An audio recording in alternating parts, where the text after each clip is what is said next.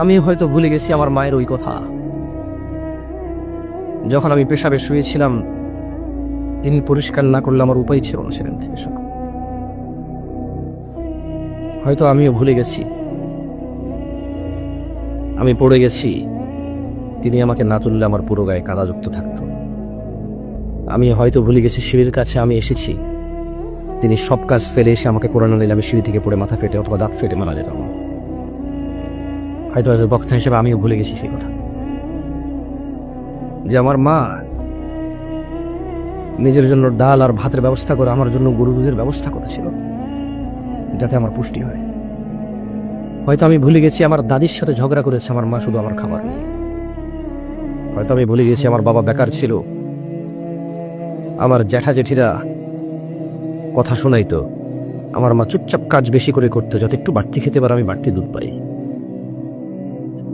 হয়তো আমি ভুলে গেছি, আমি আপনাদের কথা বললাম না, হয়তো আমি ভুলে গেছি আমাকে ভালো মাদ্রাসা স্কুলে পড়ানোর উদ্দেশ্যে আমার মা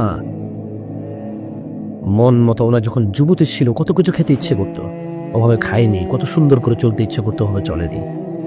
5 ভাই ছিলাম আমরা, হয়তো কারো 7 ভাই, কারো 8 ভাই, কারো 4 ভাই। ভুলে গেছি সেদিনের কথা, যেদিন পেশাব করতে গেলে ভয় লাগতো মা ছাড়া। ঘর থেকে বেরোলে জিনে ধরবে, ভূতে ধরবে, কুকুর কামড় দেবে, মানা হলে হবে না। সেই দিনের কথা হয়তো আমিও ভুলে গেছি, কিন্তু আল্লাহ নবী সাল্লাল্লাহু আলাইহি সাল্লাম ভুলেননি। তিনি বলেছেন পৃথিবীর সবচেয়ে বড় অপরাধ আল্লাহর সাথে শিরিক করা, তারপরে ওয়াকুল ওয়ালিদাইন, পিতামাতার অবাধ্য হওয়া। কতটুকু অবাধ্য?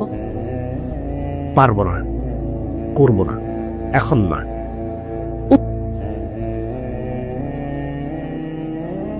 এইটা পর্যন্ত অবাধ্যতা। কত বৃদ্ধা এখনো ঘরে শুয়ে আছে, ছেলে ঘরে ঢুকে ঠিকই তার বাচ্চার মুখে চুমু খায়, তার মাকে দেখতে যায় না, পাশের রুমেই মা। কত বৃদ্ধ এখনো আজকে এখানে আসতে পারেনি, ছেলে চাইলে তার বাপকে কোলে করে নিয়ে আসতে পারতেন।